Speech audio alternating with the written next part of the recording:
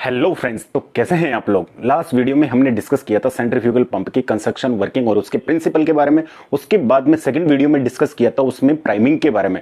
आज हम दोस्तों डिस्कस करने वाले हैं कैविटेशन के बारे में।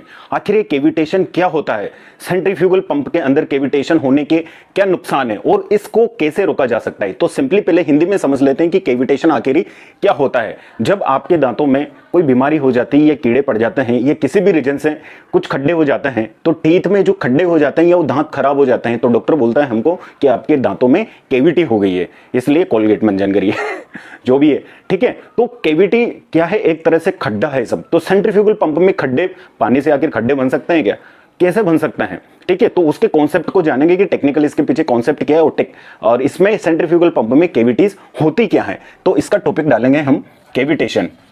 कैविटेशन, कैविटेशन का मतलब क्या होता है, गड्ढे,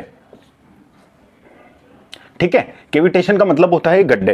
तो ये कैविटेशन प्रोसेस क्या होता है कि ये हमारा सेंट्रीफ्यूगल पंप है, हम डायग्राम बनाते हुए आए हैं, तो ऑलरेडी मैंने बना लिया, ठीक है। तो ये सेंट्रीफ्यूगल पंप है, इसका केसिंग है, ठीक है। जब हम मोटर को ऑन करते हैं, ठीक है, ये मोटर को ऑन करते हैं, तो मोटर को ऑन करने के कारण, ठीक है, मोटर को ऑन करने के कारण यहां पर तो प्राइमिंग पहले ही की हुई है हमने। प्राइमिंग लास्ट वीडियो में क्या डिस्कस किया था कि सक्शन लाइन में और केसिंग में पानी भरना और एयर को यहां से रिमूव करना, ठीक है, यहां से एयर को रिमूव किया जाता है, ठीक है। इस प्रोसेस को प्राइमिंग कहा जाता है। तो हम डिस्कस कर रहे थे कि जैसे ही मोटर को हम ऑन करेंगे, जैसे आपने बटन ऑन किया तो इलेक्ट्रिक एनर्जी मैकेनिकल एनर्जी में चेंज हुई। क्योंकि यहां पे ये लिक्विड भरा हुआ है ऑलरेडी, जिस लिक्विड को हमको ट्रांसफर करना है, तो यहां सक्शन प्रेशर क्रिएट होगा। यहां पर क्या होगा, सक्शन प्रेशर क्रिएट होगा, सक्शन प्रेशर क्रिएट होगा। सक्शन प्रेशर क्रिएट होने से यहां पे लो प्रेशर होगा या वैक्यूम प्रेशर क्रिएट होगा। उस वैक्यूम प्रेशर यहां होगा हाई प्रेशर।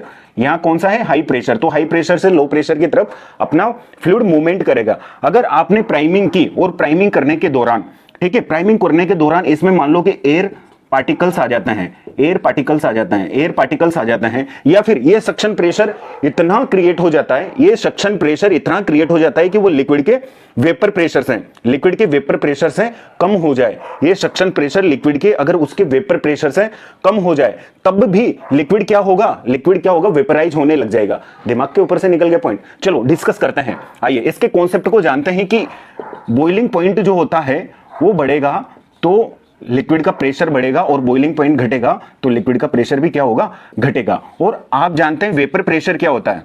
वेपर प्रेशर, किसी पात्र में ये वेपर्स हैं, यहां से इनको मैं बर्नर की सहायता से अगर इसको जलाऊं, इसको हीट दूं, ठीक है, तो अगर ये इक्विलिब्रियम अवस्था में, तो यहां ये वेपर फेज में है और यहाँ पे लिक्विड फेज में। इसका भी 100 डिग्री सेल्सियस टेम्परेचर है, इसका भी 100 डिग्री सेल्सियस टेम्परेचर है। तो जितना लिक्विड वेपर में कन्वर्ट हो रहा है, उसी टेम्परेचर पे उतनी ही वेपर लिक्विड में कन्वर्ट हो रही है। जितना लिक्विड वेपर में कन्वर्ट हुआ, उतना ही वेपर लिक्विड में कन्वर्ट हुआ, ठीक है। तो वेपर के द्वारा लिक्विड की फ्री सरफेस पर लगाए जाने वाले प्रेशर को वेपर प्रेशर कहा जाता है।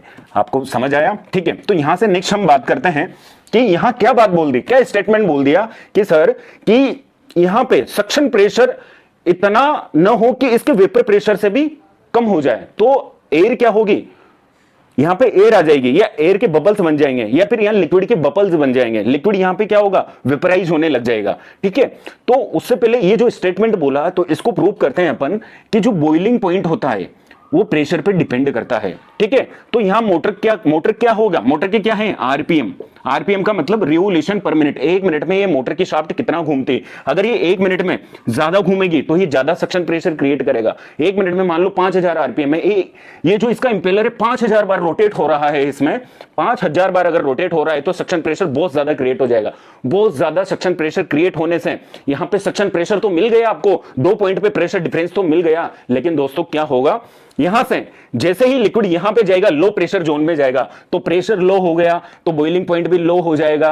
क्योंकि यहां पे तो 1 एटम प्रेशर था, इसका 1 एटम प्रेशर था, तो इसको बॉइल होने के लिए 100 डिग्री चाहिए था, लेकिन आपने मोटर के आरपीएम बढ़ा दिए और इसका सक्शन प्रेशर इतना हो गया कि इसके वेपर प्रेशर से भी कम हो गया, तो लिक्विड के ऊपर दाब हट गया। अब जब किसी भी चीज के ऊपर से या किसी भी संसार में किसी भी वस्तु के ऊपर से दाब हट जाता है, तो उसके पार्टिकल्स क्या करेंगे, फ्री मूव करेंगे।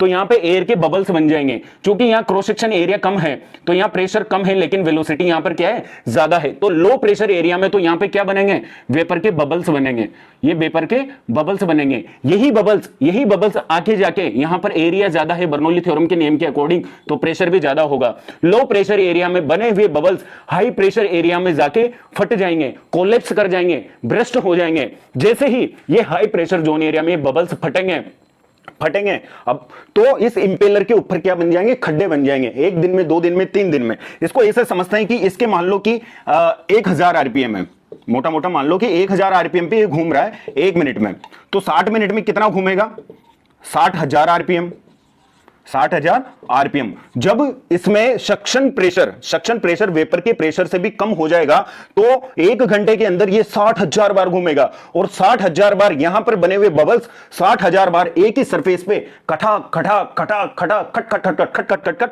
वाटर हैमरिंग होगा। और उस वाटर हैमरिंग होने से पानी की ताकत आप जानते हैं, उत्तराखंड में आने वाली बारिश अभी बड़े बड़े हाईवेज को बहा के ले गई, तो इंपेलर का छोटा सा पार्ट क्या चीज है, आप इलेक्ट्रिक एनर्जी दे रहे हो। इसलिए मोटर का हाई वैक्यूम प्रेशर, आपको अगर प्रेशर हेड ज्यादा चाहिए तो ऐसा नहीं है कि आप इस लिक्विड के, अब यहां लिक्विड वाटर हो सकता है, मैं वाटर की बात करता हूं, कुछ भी हो सकता है यहां लिक्विड, हाई डेंसर हो सकता है, लो डेंसर हो सकता है, तो हमें इसका वेपर प्रेशर मालूम होना चाहिए। और सक्शन प्रेशर इतना ही क्रिएट करें, इस मोटर के आरपीएम इतने ही रखें इस पर्टिकुलर पंप में कि इस सक्शन प्रेशर अपना वेपर प्रेशर से कम ना हो। अगर आपका वेपर प्रेशर से सक्शन प्रेशर कम हो गया तो एयर बबल्स बनेंगे, लो प्रेशर जोन एरिया में बनेंगे, हाई प्रेशर जोन एरिया में फटेंगे, ब्रस्ट होंगे और यहां से इंपेलर को तोड़ देंगे, इसकी केसिंग में डैमेजेस आ जाएंगे, तो यहां पे खड्डे हो जाएंगे। तो इन खड्डों को बोलते हैं केविटी। और ये जो प्रोसेस हो रहा है इसको बोला जाता है सेंट्रीफ्यूगल पंप में केविटेशन प्रोसेस। और आपके दांतों में जो होते हैं खड्डे वो केविटी होती है, तो आपको ध्यान रहेगा केविटी का मतलब खड्डे, ठीक है,